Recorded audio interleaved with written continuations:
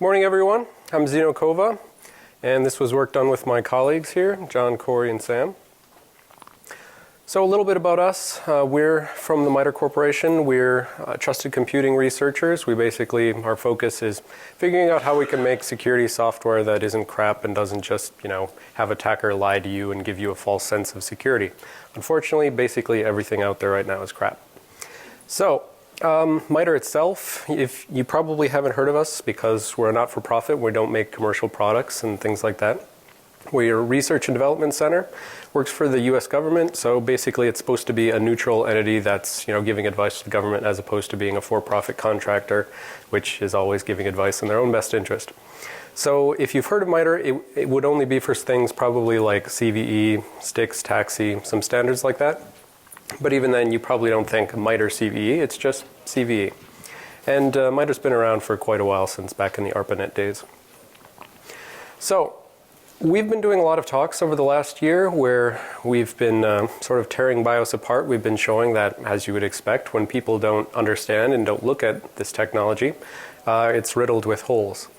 So throughout the last year, as we've been, describing exploitable memory conditions in the BIOS, as we've been describing the fact that most BIOSes are just straight up misconfigured, so the BIOS vendor does not even set the access control bit so anyone can come along and write to it.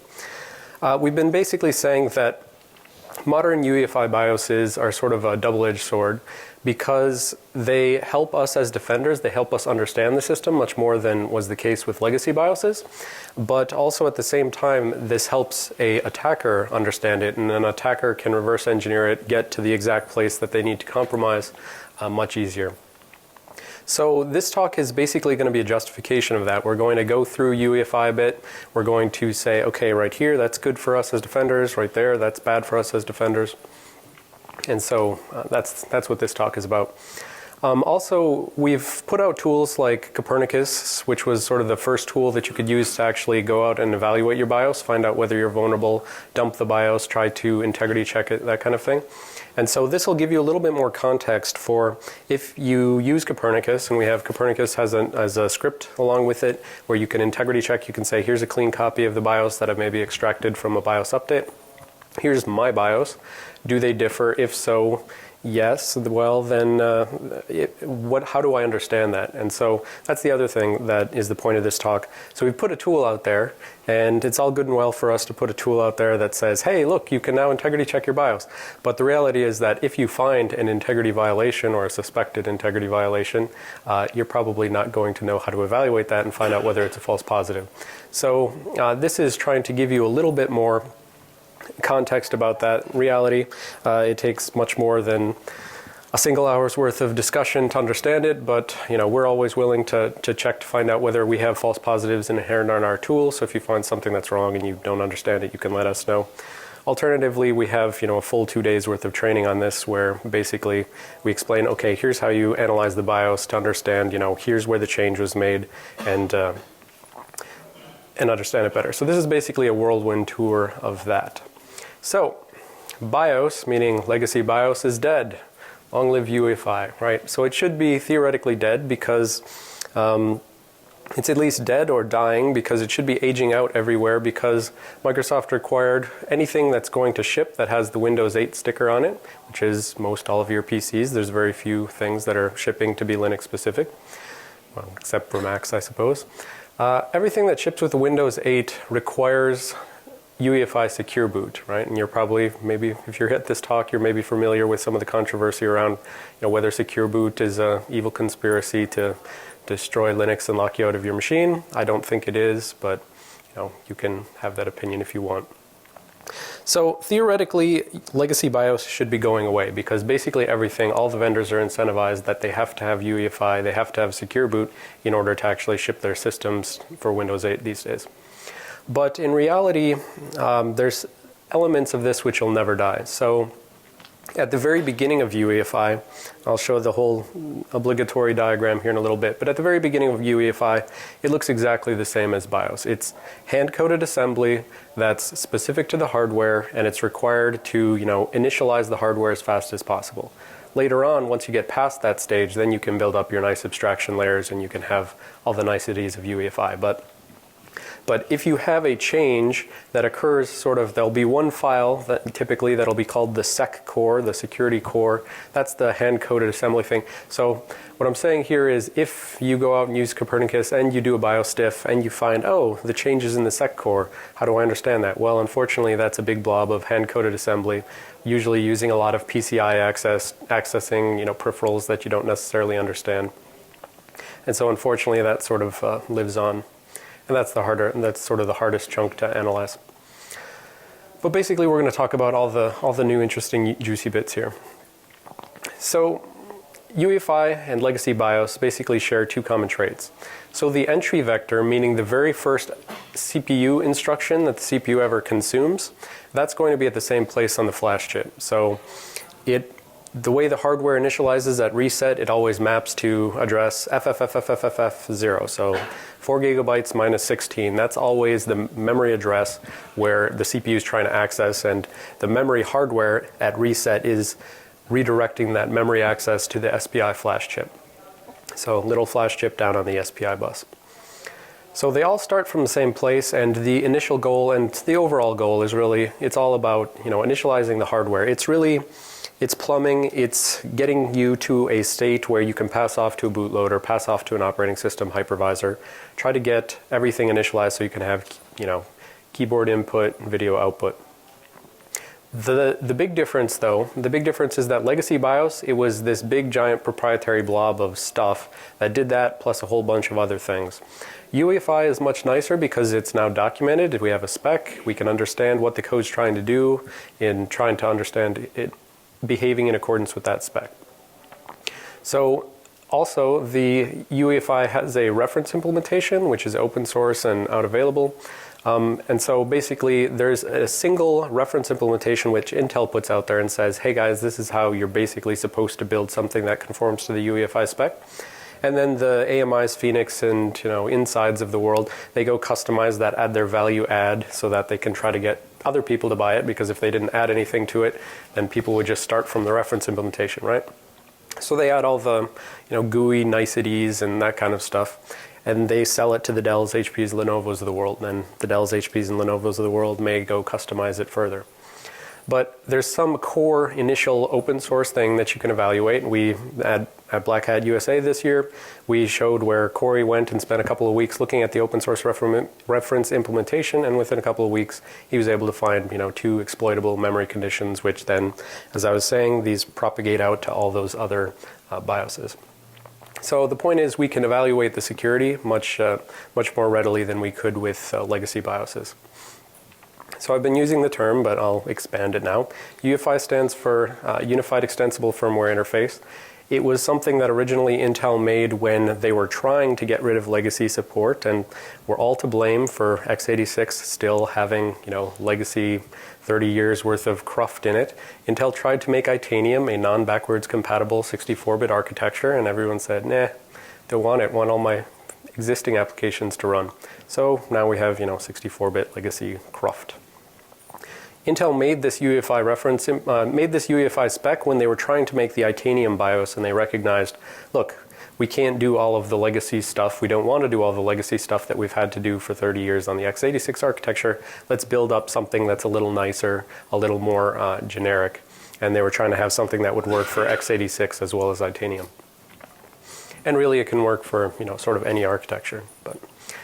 But that was originally EFI. It became UEFI when they finally got buy-in from everybody, and it was no longer just Intel doing it, but they had the UEFI forum, which was a bunch of other companies that bought in and started doing things with it. So now, although there is this nice pure UEFI world, a lot of the machines that probably you have, unless you bought in the last couple of years, they often have this thing built in, and there's this backwards compatibility mechanism called the compatibility support module. And what this is that basically the overall system is UEFI, but then there's this big blob of legacy BIOS in there, so that you can basically just run everything without having to change everything. So CSM is a sort of backwards compatibility. It's mostly going away at this point. Like if you buy anything new, it hopefully shouldn't be using CSM. It should be sort of pure UEFI. But that's always still a cause for concern for security problems. But The one really interesting property of UEFI for attackers is that it's getting really, really big. So, and actually I don't think I mentioned it anywhere else, so I'll mention it here. It's also written in high-level languages. It's written in C. I don't think they support C++, but you've got C code building up this reference implementation that is sort of getting giant. It's 8, 12, 16 megabytes on a given flash chip. And so, you know, big, high-level language code, lots of opportunities for typical buffer overflows and so forth.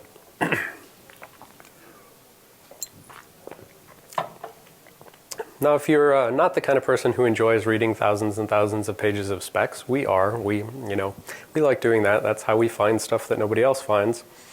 So if you don't like to do that, this is a good starting point. Vincent Zimmer from Intel has, he's integral to the UEFI effort, and he's made a book that is basically a high-level overview. But if you want to jump right in, you can go download all the specifications. So this is what we're going to sort of be working our way through today. This is, everybody who does BIOS talks these days has to put up this picture. This is Intel's sort of description of how notionally UEFI works. You start at the very beginning, security phase, and theoretically that's where security is, but in reality that's not. Then you have pre-EFI initialization, so you've got, well, I won't go through them all. We'll hit them each in turn. So there's 7 phases notionally, but in reality they're not all used. But we're going to start a little bit lower than that, and so we're going to start sort of what things look like on the hardware these days. Okay. So, legacy BIOS, you had the SPI flash chip or the Intel firmware hub on things typically older than 2007. And this is basically, if you think about your computer architecture you're maybe familiar with, or you've maybe heard the term, north bridge, south bridge. So you have a CPU, you had a north bridge which handled high-speed peripherals, and then you had a south bridge which handled slow-speed peripherals. The SPI flash chip is hanging off the south bridge. Modern systems, the chunks of the north bridge have gone into the CPU and other stuff has gone into the south bridge, so now there's just sort of CPU and platform controller hub. And the flash chip hangs off the platform controller hub now. So the legacy BIOS was basically a big proprietary blob, as I was saying. Each vendor had sort of their own proprietary formats, which would typically have to be reverse engineered. And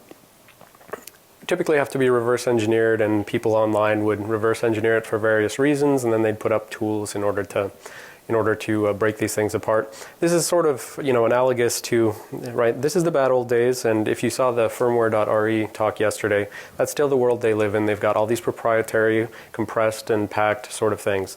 And if you go back more than, 6 years, 7 years, this is what you'll still see on x86 systems.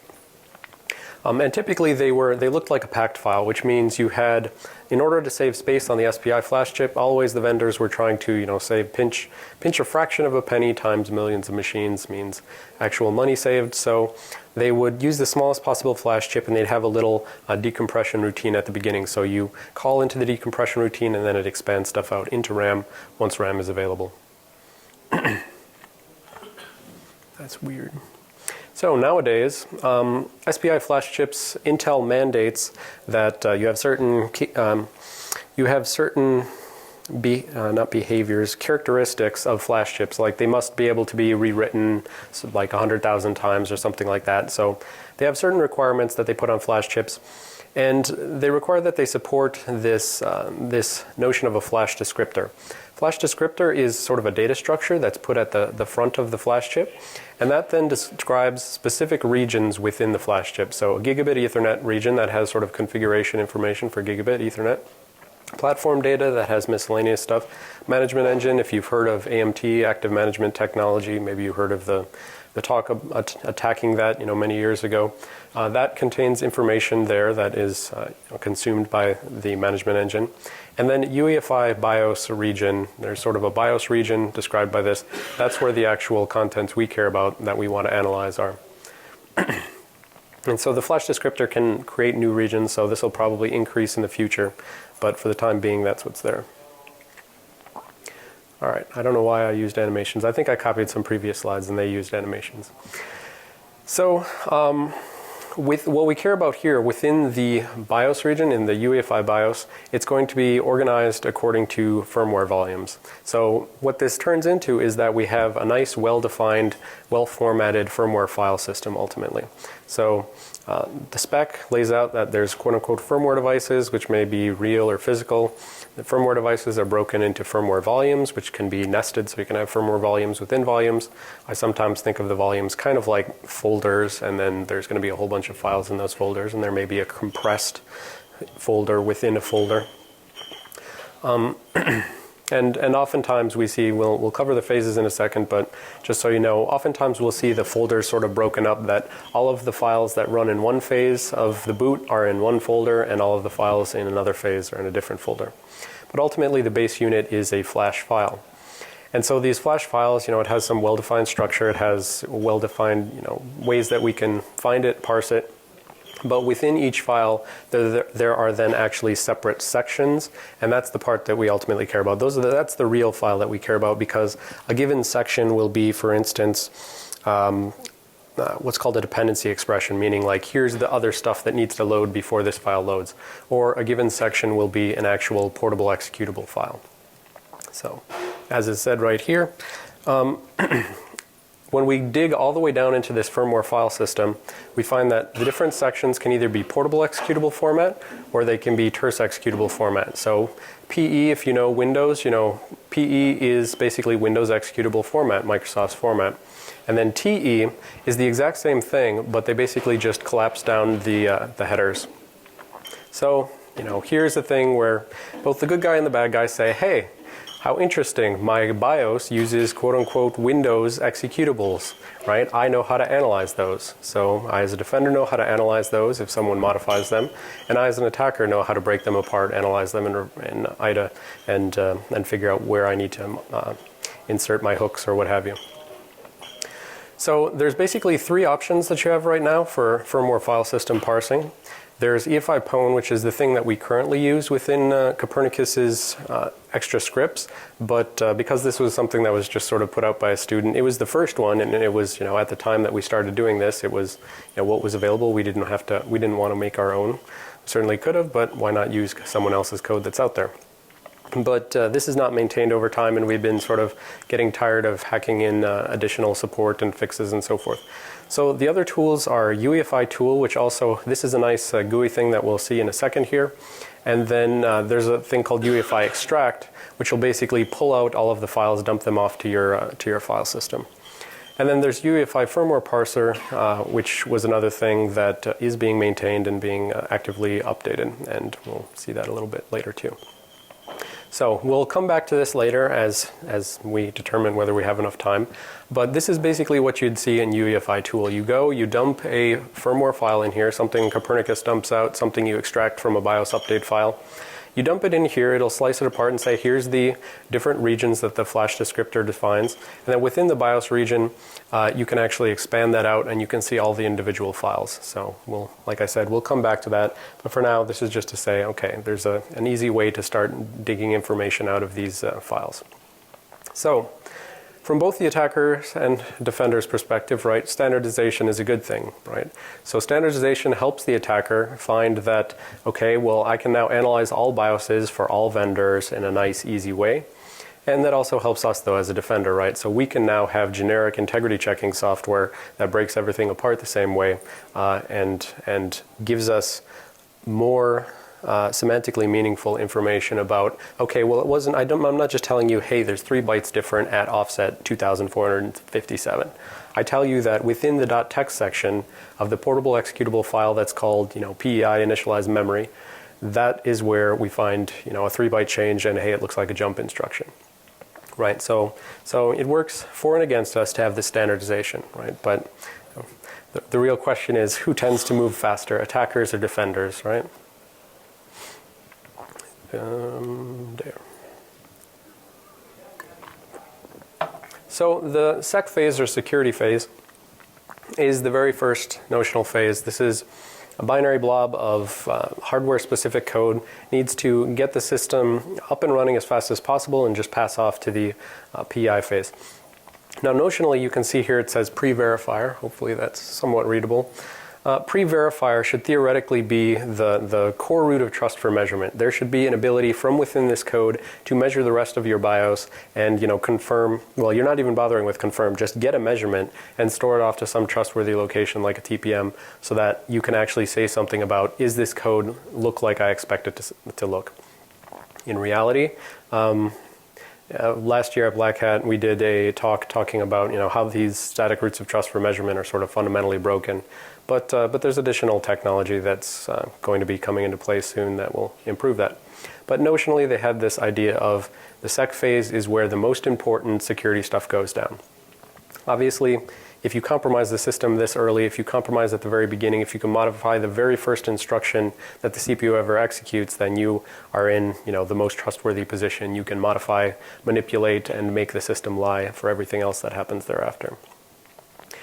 But the security phase, it executes from flash chip, so it actually is like living in the flash chip. There is no RAM initialized, and then it moves along.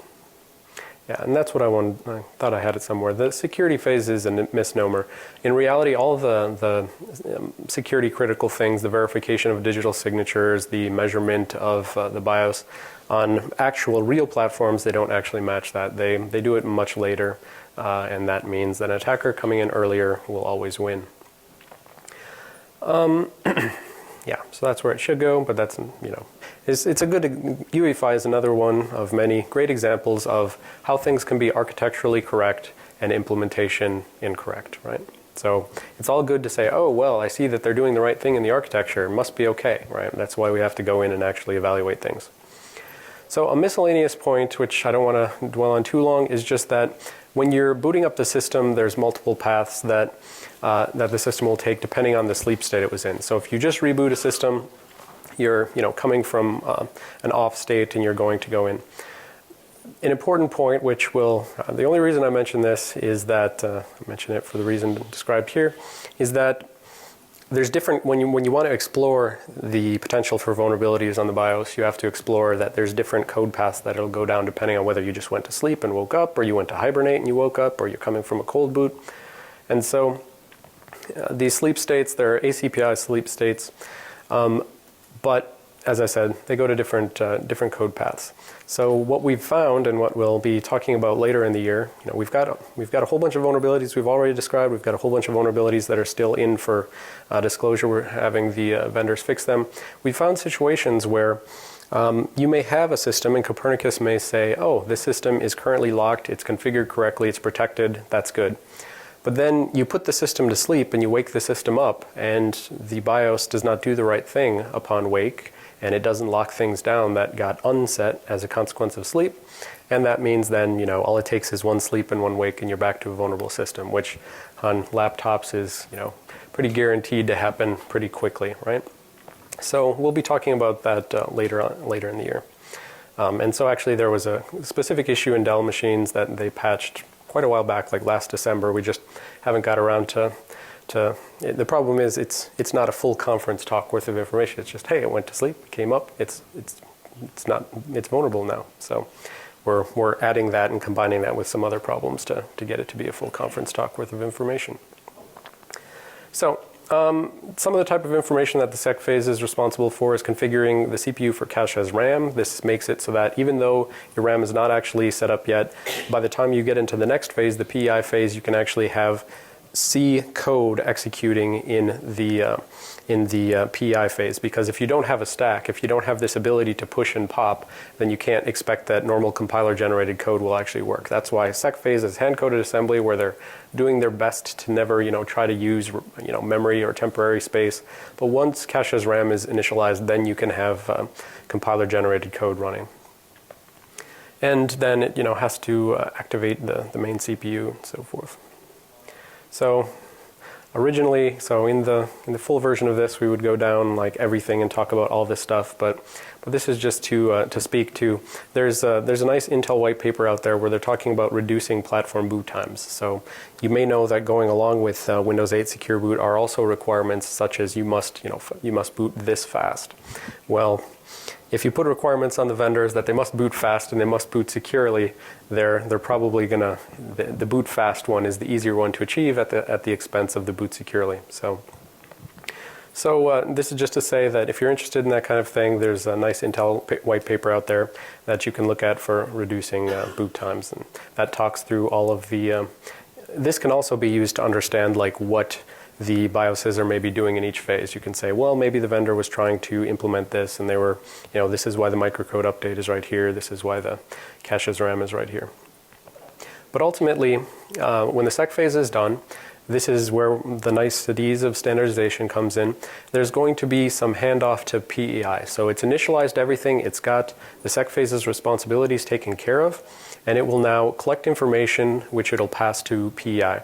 That information includes things like information about the operating environment, such as where the temporary RAM is, like how much cache's RAM has it actually initialized, location of the temporary stack, location of the boot firmware volume. So this is basically a firmware volume, as we were discussing before, on the flash chip, and it's telling you here's the offset to the firmware volume so that you can start decompressing or just pulling and parsing the information in order to boot all of the PEI phase code.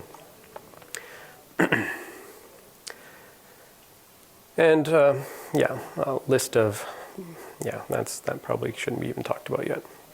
So the PEI phase, the pre-EFI phase, a lot of work goes on here, but then ultimately much more work will go on in the Dixie phase. So its job is to initialize permanent memory. So this is where you actually initialize RAM and you actually get the system into what you would think of as a normal running state. It also then, once it initializes memory, it has to pass that off to the next phase and say, here you go, next phase. You can just assume that RAM is initialized. It describes, there's a variety of handoff blocks of again, metadata that it must pass on to the next phase.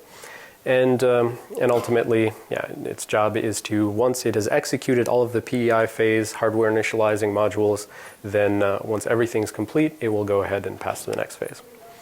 So in the PEI phase, we have this notion of a PIM, pre-EFI initialization modules. So PIMs are the types of things where now we've got portable executable files, well-defined things. On some systems, they're PEs, on some systems, they're TEs. But they're basically this nice modular format where different chunks of code handle initialization of different hardware. And also, very interestingly, they have a well-defined structure where they create basically APIs for each other. So they say, I am a PIM that handles, status reporting information. So I handle like writing to a console log, or I handle writing to the flash chip. I handle logging type thing. I'm going to register a PIM to PIM interface, and now anyone who wants to log stuff, they can look up my PIM to PIM interface, and they can go ahead and call into me. And so although the binaries are portable executable files, they don't work the same way as like DLLs on Windows. They don't like import a DLL, that kind of thing. What they do is they have this well-defined interface, the PPIs, where you look up things that you care about. So when you're writing the code, you say, at some point I'm going to need to call into this interface that's defined in the UEFI specification for here is how I find the logging code, right? So I just do lookup logging code, I get back a pointer, and now I have a data structure that I can use to call function pointers within that code. So this is going to be sort of interesting, and an analogous thing will happen in the next phase.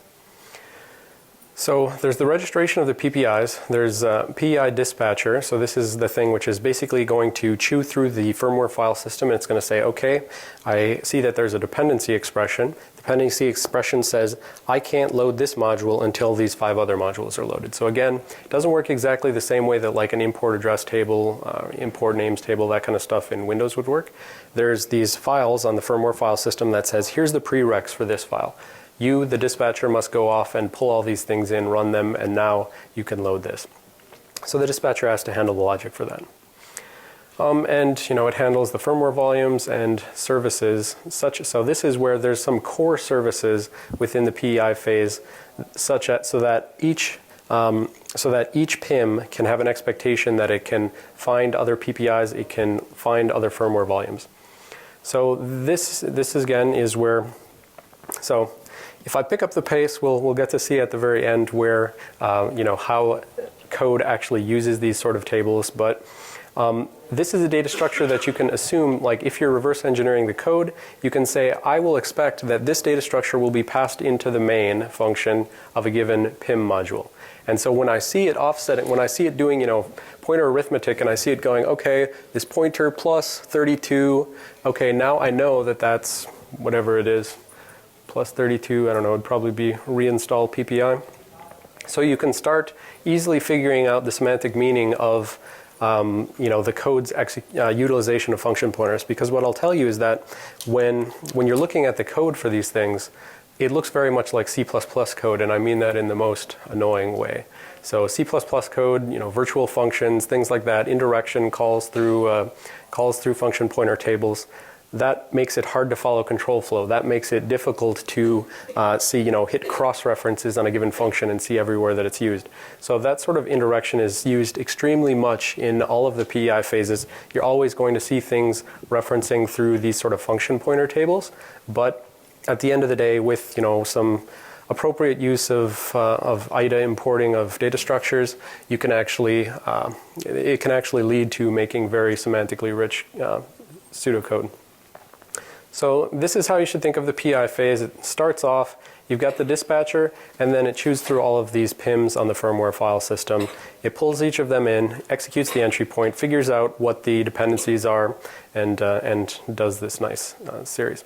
Ultimately, once it's done with all of the PIMs, then it's responsible for finding the Dixie IPL initial program loader PIM. So this is a PIM, but its only job is to kick off the next phase, the Dixie phase. So, and I'm going to skip that in the interest of time. You can go read it later. So, handoff blocks then, as the PEI dispatcher finds the Dixie IPL, its job is to take these handoff blocks, well-defined data structures, pass them into the next phase, and then the Dixie phase will know where the memory is. It'll know where the firmware volumes are, and so forth. So the Dixie phase is honestly the most interesting phase most of the time, because a lot of the stuff that goes on in the PIM phase is just hardware initialization. It's pretty rote. It's just, if you have this particular chipset, you initialize it in this way. The Dixie phase is where all of the interesting sort of secure boot things and setup of system management mode, all of the good juicy bits are here. So from a high-level view, it works in the dispatcher within Dixie works the same way as the PEI phase. So there's sort of one-to-one mappings between, they just, at a high level, the structuring of the Dixie phase and PEI phase are the same. So whereas in PEI we had PIMs, these PEI modules, in Dixie phase they're called Dixie drivers. PEI dispatcher is just like the Dixie dispatcher. It just goes through the firmware file system and finds all the things and loads them in an order appropriate according to the dependency expressions. The PPIs, these PIM to PIM interfaces, a way that you register for other code to be able to find you and execute and invoke your code. That's called a protocol in the Dixie phase. So if we talk about a Dixie protocol, we're saying here's some code that I've registered and I let people look it up and I let people call it. And then just like the sec core gave data to PEI, PEI gives this well-defined data, the hobs, to the Dixie phase. So if you take that exact picture and you fill in Dixie for PIM and Dixie IPL for boot phase, it'll be the exact same thing. So I was saying that basically there's all these function pointer tables which are used, and I guess I didn't highlight the red ones last time, but the ones that we sort of care about from a security perspective, and honestly that's probably not that visible on there either, the ones we care about are things like trust and process firmware volume. So there's this data structure, the Dixie services data structure. It's going to be passed into the main of the Dixie phase code, and it's going to then, that phase is going to use these function pointers in order to call these sort of core Dixie services.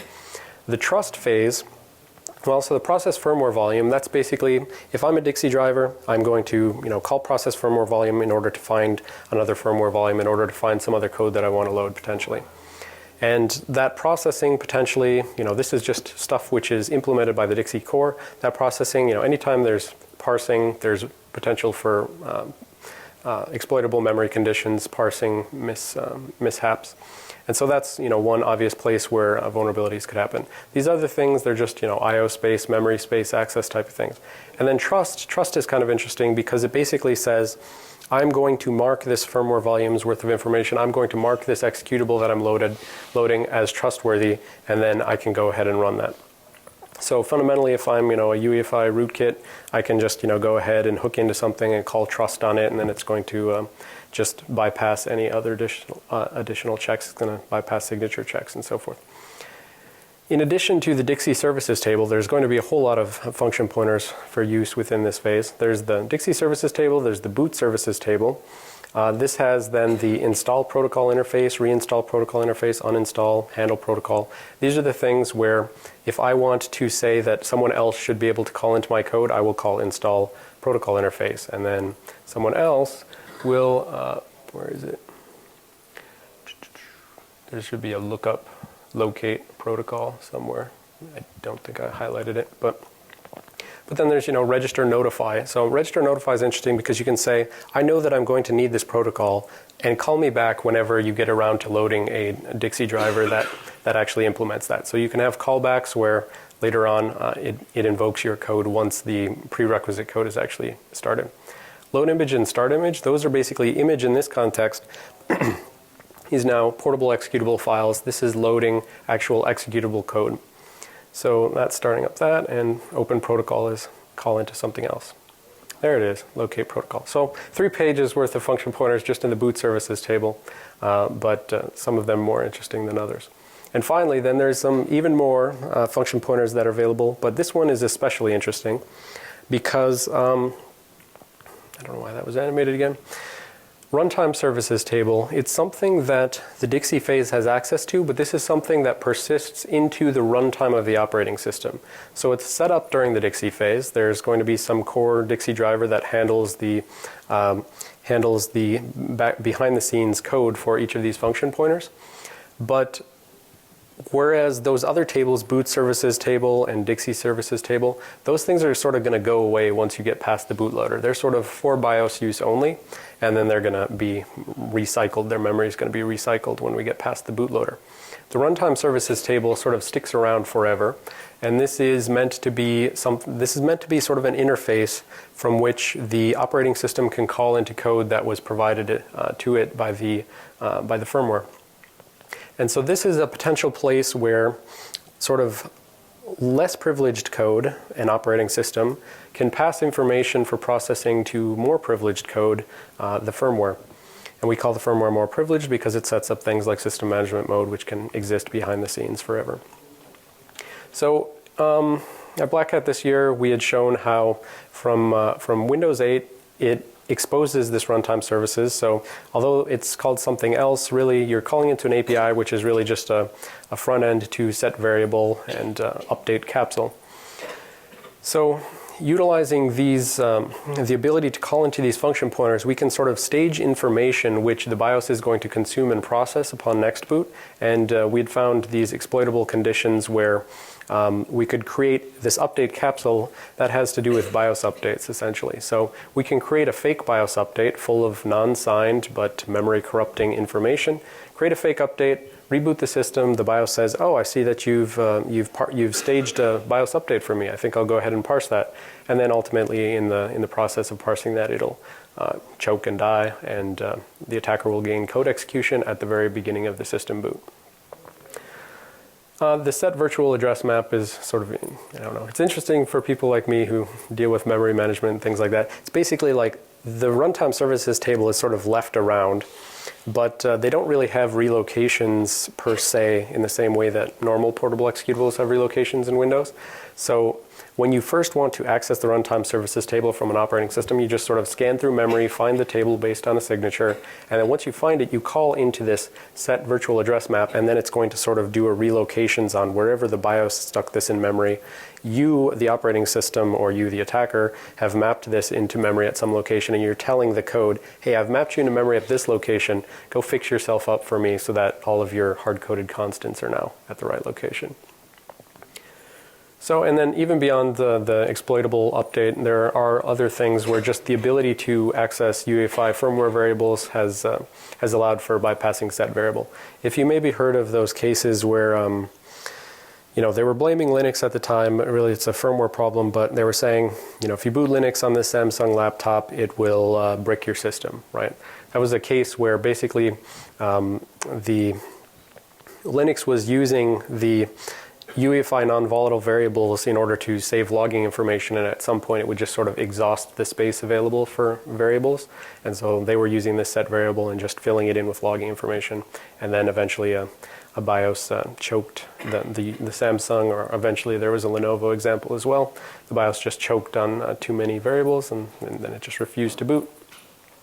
So in terms of relative magnitude of PIMs versus Dixie drivers, you can use these firmware parsing tools, and you can see that if there's 65 PIMs, there's 278 Dixie drivers.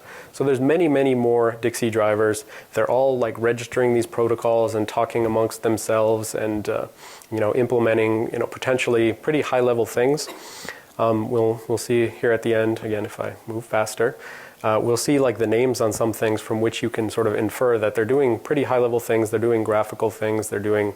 I don't think there's going to be a name specifically that you can call to that, but I know that HP at one point had this value add to allow you to check your Outlook mail from the BIOS. So like those splash top operating systems where they said, look, it takes 1 second to boot, and then you've got like a browser and you've got your email and everything else. Right, so that's good from sort of a usability perspective, right? You can boot to just something quick, but that means there's all that sort of code being implemented down at the BIOS level. To have problems can be there. So I've already made reference to the UEFI non-volatile variables. I just hand waved over them until now because basically, in your legacy BIOSes, you would have this notion of CMOS or NVRAM, non-volatile RAM, that stored your configuration information. But that was a very limited amount of space that the BIOS vendors would twiddle bits there and set config information. In UEFI, you have this well-defined data structures called non-volatile variables. And these are stored actually on the flash chip. So there's going to be some amount of code on the flash chip, and then there's going to be this data, these non-volatile variables on the flash chip. And those are used for configuration information. I already spoke to that Samsung Lenovo case where theoretically just fill up the variables and you can brick the system. And then also there was these exploitable conditions in the past. So PEI may touch the variables a little bit. For instance, with this fake BIOS update, it was checking for the presence of one variable, and when it found it, then it started invoking BIOS update. But typically it's the Dixie phase and later which utilize them. So this is just to say what sort of attributes a non-volatile variable can have. It's all defined in the spec.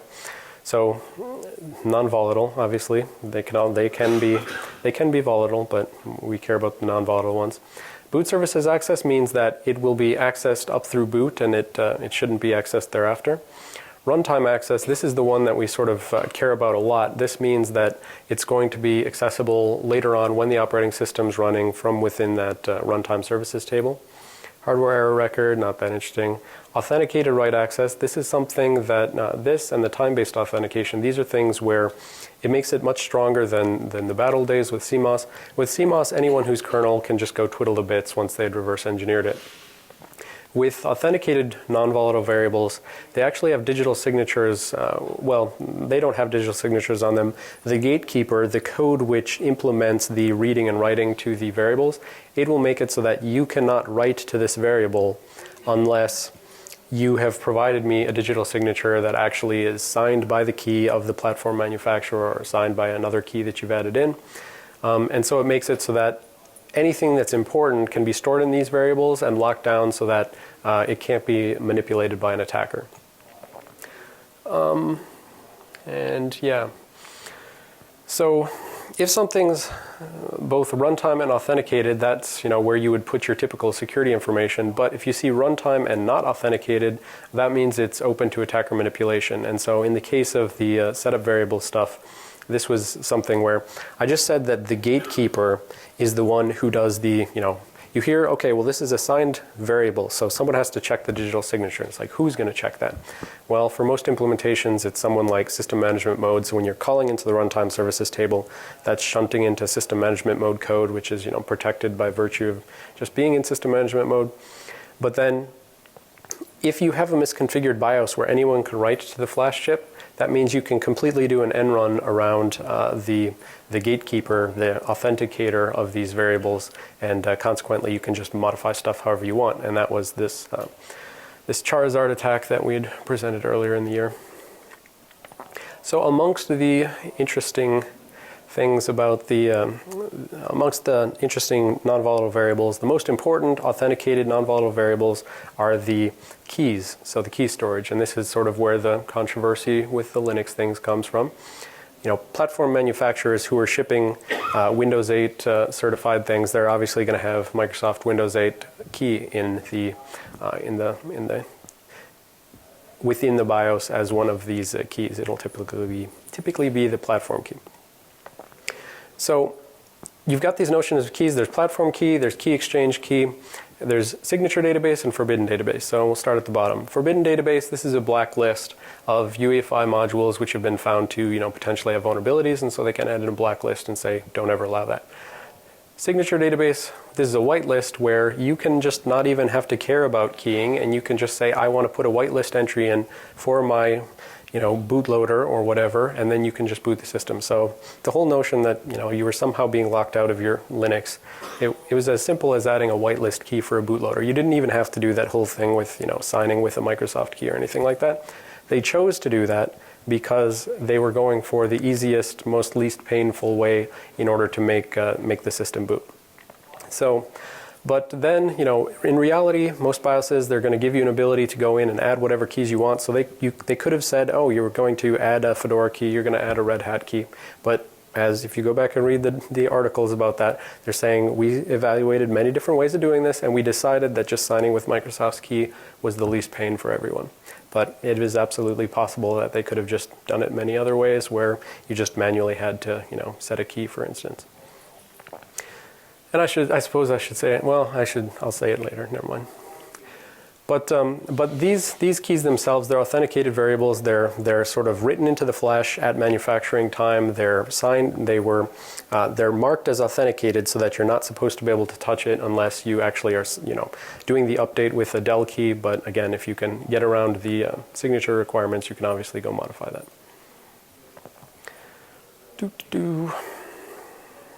I kind of already said that.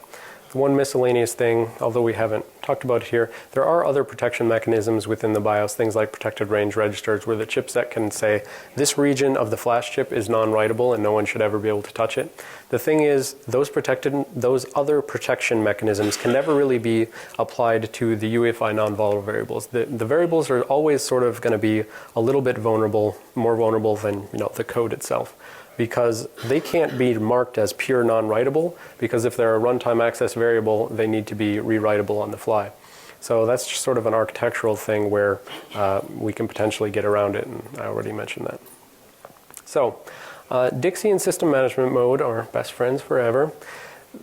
System management mode is the most privileged execution domain on an x86 system. I wish I would have put in sort of an Intel manual picture, but just to remind people or to inform people who aren't aware of it, right? You have your typical CPU, it reboots into real mode. Real mode is your flat, no protections, DOS sort of mode. Anybody can access anything. Eventually an operating system or bootloader moves you into protected mode. Protected mode gives you your ring 0, your ring 3, gives you paging and things like that. Off to the side, there's this notion of system management mode, and it's the BIOS's responsibility to put code into a location that's called system management RAM, and then it's going to lock down that RAM so that basically SMM code can execute without interference from an operating system, and it sort of executes upon system management interrupts. So Dixie phase is the one who's responsible for actually instantiating SMM code.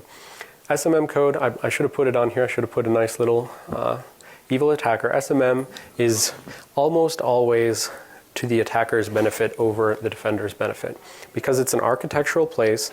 The way it was put is Intel created SMM to allow for confidentiality and integrity, and those sound like good things that are nice, right? But unfortunately, it's not your confidentiality and integrity, it's the platform manufacturer's confidentiality and integrity. So just the way it works is the platform manufacturer, the BIOS maker, they put code in there, and then that code gets locked down, gets to run in the background forever, and you don't get to ever inspect it at runtime. So SMM is sort of the ultimate place to hide. If you look at our Black Hat USA talk from earlier in the year, we showed, we just said, here's a proof of concept, here's a flag in the ground, here's an SMM attacker, here's what they could look like, and if security vendors can't find this, then they shouldn't pretend to be giving us security. So SMM is sort of it's in the Dixie phase, so if you break into the system at the Dixie phase or before, then you should be able to compromise SMM, have this code that's invisible, running in the background, capable of subverting everything forever. All right, now boot device selection phase. This is just a sort of very short sort of intermediate phase. It's going to be a single Dixie file, so when Dixie passes off to the BDS phase, it's going to be some file that handles a selection of, are we going to boot from a CD, or are we going to boot from a hard drive, bootloader, that kind of thing. And it decides where you're going to go next. Now, it should be sort of, if this is a boot manager, if this is determining where we're going to boot, it should be clear that basically by this time of boot, file system access and potentially network access, if you're going to do a network boot, are all set up. And so the Dixie phase has created all of these nice interfaces, these abilities, all these abstraction layers for the BDS doesn't have to know how to access, FAT versus NT or NTFS or anything else. This UEFI interface gets set up, and it allows you to just call into APIs which handle all of the abstraction for you, and that's why there's so many Dixie drivers. They're supposed to set everything up for eventually the bootloader. And so the one thing I want to highlight on this picture here is that when we talk about UEFI, and it's sort of hidden in this picture, the UEFI interface is basically a thing for the bootloader and this other stuff in the next phase. This is the interface by which stuff can call in and have all these abstractions pre-made for it. And the runtime interface is down here as well, and that will persist forever, whereas the UEFI interface will go away eventually. Skip. So transient load phase, this is kind of interesting because you can have transient OS absent applications running. And so this is one thing that potentially works well for us as a security, as a defender. You can say, okay, well, I'm going to boot my system and I'm going to start up an application that actually, checks, reads into the UEFI interface, does evaluations of whether or not those system calls are hooked and that kind of thing. But even at this phase, it denies unsigned applications. So if you want to do this, you either have to whitelist your applications or you have to sign it with one of these platform keys. And so there had been, extremely lame talks about, oh, look at me, I made a UEFI bootkit, except one of the main reasons UEFI is even being used is because of secure boot. It stops things that are unsigned. Yes, you can make a bootkit if the signature verification is off, but that sort of is stupid. So there had been various talks. There had been typical bootkits. There had been bootkits running from UEFI, from option ROMs and things like that. And if this is the general point of a bootkit, we know that there's a standard methodology for bootkits. They start early in the system, but really they can't just live there. They have to sort of bounce their way down into operating systems, corrupt data structures, turn off security, that kind of thing. So that's the sort of standard methodology. And this transient application, OS absent application, gives us this ability that we can run security tools early, pre-boot, and evaluate and assess something about the UEFI interface as well as the operating system. Now, this doesn't help us at all detect SMM attackers and things like that, but it does help us detect trivial, typical function pointer hooking, your typical rootkit type techniques.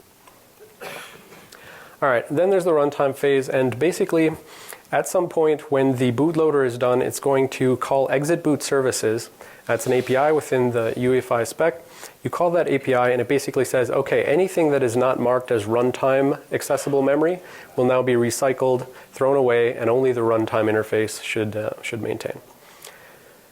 Then there's an afterlife phase, which in reality is one of those things where they specify it. They say maybe someone will use this someday, but as far as we know right now, nothing's using it. Notionally, you could think of it like the system's going to go down and you'd like to have a graceful way to maybe clean up some information that the BIOS stored in memory. All right, so where does secure boot come into all of this? So I just whip through all those phases quick. So secure boot's job is to basically make it so that, why did Microsoft require secure boot, right? Well, because Microsoft is having their lunch eaten by having bootkits, which can turn off all the security, right? It should be obvious that like there's no architectural way that you can protect any operating system, Windows or Linux or Mac, unless you have some security pre-bootloader. Because if the bootloader is accessible, the bootloader can be overwritten, it can compromise anything in the operating system, right? So what they're trying to do is pull back the security to earlier, make it so that if you want to attack it, you have to go as deep as possible, and certainly we know that most attackers don't do that. So the point is to pull the signature checking back so that you can say, this is the bootloader that I expected to run, and this is the firmware that I expected to run. And so I'm going to reuse some Intel groups slides because I think they showed it the best way. So the first thing is that firmware signing, it's evaluated typically, unfortunately, it's evaluated not sort of at every boot, not by hardware, not in sort of an architecturally secure way. It's evaluated at the time that you're about to write something to the flash chip. So maybe the existing BIOS checks it, or heaven forbid, just an application within the operating system checks it. Some vendors had done that at some point. But the idea would be the existing BIOS is there, it was written, it was a known clean version at the time that it left the plant. The BIOS vendor checks the digital signature on an update that's about to be written to the flash chip, and then it just slaps the entire thing onto the flash chip. Now the thing here is, if you can get onto the flash chip, because there will be no subsequent checks, that means you can always subvert the secure boot right from the very beginning, because it doesn't check it every time, it just checks it at the time that it's written. So, the angel here would say, well, that's a necessary performance optimization, that kind of thing, but it is what it is. So then, once you have this notionally just presumed trusted contents of the flash chip, that code can then actually check if you have other applications, other bootloaders, other option ROMs that are signed. It can check the digital signatures on those each time so that these things coming in from less trustworthy sources can actually be evaluated to determine whether or not they're manipulated. And then ultimately, Windows 8 Secure Boot nests on top of UEFI, and they then start, checking their operating system loader itself. So the UEFI bootloader is checked by sort of the BIOS itself, but then the bootloader has been checked, it's been confirmed to be signed, and then it can pass to an operating system-specific bootloader. All right, so the good thing about Secure Boot is that, as I said, it's sort of the only way that you have to pull the security checks back to an earlier phase in order to not have the operating systems be just architecturally subvertible. But this works in an attacker's benefit as well, because you're going to assume that the BIOS is secure, and then you're going to say, well, Secure Boot's protecting me, and then I don't need to go check my BIOS, right? So looks like I'm running a little late, but fast enough that I can show you something real here. So now we're going to pull back, look at some of the type of information that's put on the firmware file system, and give you a sense for, now that we know these phases and what's in them, that kind of thing. Now we can see what kind of stuff is all mixed together here in the flash chip. BIOS analysis for the detection of advanced system subversion, that's our project. And I'm just going to pick a random BIOS, and that's what happens when you pick random BIOSes. We'll see whether it works though. Nope. I think the X1 works. No. All right. So I'm going to zoom in so that things will actually be visible to you. But all right, this is some examples of what kind of stuff we see down at the BIOS level. Just if I'm an attacker or I'm a defender, wait, which one is my zoom? There we go. Sorry for the pixelation, but there's our Dixie main, so that's going to be the first code that actually executes. And then we have things like system runtime Dixie, system error log Dixie, flash verify SMM. Okay, if I'm an attacker and I want to subvert SMM, maybe if I subvert the flash verify SMM, I'm going to, just for free, be able to get in there. CMOS access from SMM, CMOS access from Dixie, system variable from SMM, monotonic counters. So basically, if I'm an attacker, I go through here and I say, okay, what am I trying to attack today? USB, network access, keyboard controller, and I just have these nice, well-named, human-readable names where I can sort of get a shortcut to access whatever I want to compromise. But this works for us as defenders because when we go out and we, slice this BIOS apart, do hashing on each of these for my clean version and my dirty version, I can tell you specifically that, you had a modification in here. I can pull out the specific portable executable file, and then I can parse its headers, and I can get additional information. So, as I expected, I'd be going long, but a couple last things. Subzero.io, I'm not even going to bother full screening it again because I feel like it's going to crash.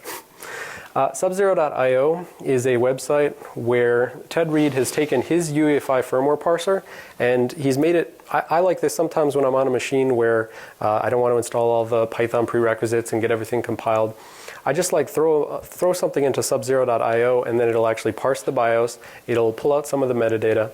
And as of a couple days ago, he's also started taking the MITRE Copernicus output about whether or not your BIOS is vulnerable, and he's put that up there as well.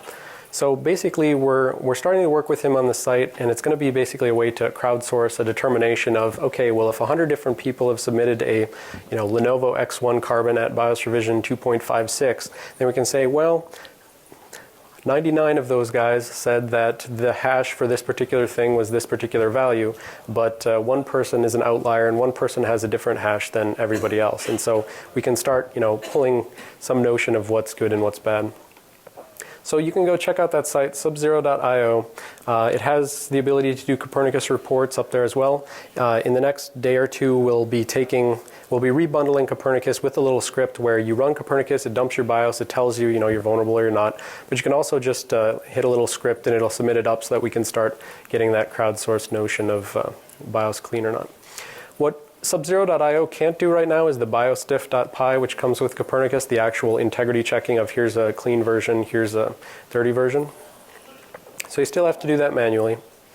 And I figured I wouldn't have enough time for this, but if you go grab the slides later, you can look at a 15-minute video where I'm sort of going through the process and saying, here's my clean version, here's my dirty version, run biosdiff, hey, there's a change, let me look at the raw change in bytes, let me pull the two PE files, put them into IDA, analyze them, and most importantly, use those data structures that exist and are already well understood from the UEFI spec. Very, very nice capability within IDA to import header files, just standard C header files, and then apply those data structures to the BIOS, and then that makes it so that when you use hex arrays in order to decompile stuff, it makes for very human-readable code for some value of human-readable. So, in conclusion, I'll let you decide who the angel is and who the victim is here, but the angel said unto him, UEFI said unto him, stop hitting yourself, stop hitting yourself. So, UEFI brings improvements for boot time security so that you have some ability architecturally to actually get rid of these boot level attackers who are just completely subverting operating systems otherwise. And Copernicus has made it so that we have a tool now, it's freely available, you can just go out and download it, run it. You can start having some notion of whether or not your system is vulnerable, because for many years people would do BIOS attack talks and they'd say, well, SMM is vulnerable if this bit is not set. And then you'd ask them, well, are you going to release a tool that checks that bit so like I know whether I'm vulnerable or not? And they say, no, that's so easy, you just do it yourself. Well, Copernicus now has combined all of the information that is currently known about BIOS vulnerabilities, whether they're exploitable vulnerabilities or whether they're just misconfigurations, and it gives us this ability to dump the BIOS, compare it against other things. So we now actually have this nice standardized way. If we tried to do this for the legacy BIOSes, we would run into this whole quagmire of how do we decompress all of the random formats. So that's why it only supports UEFI and newer stuff for now. And that's going to be it. So with that, I'll take any questions out to the side afterwards, let people get set up for the next speaker. I saw the next talk earlier, so I think you should check out Rafal's talk next. But anyone else, you're free to go. Thanks.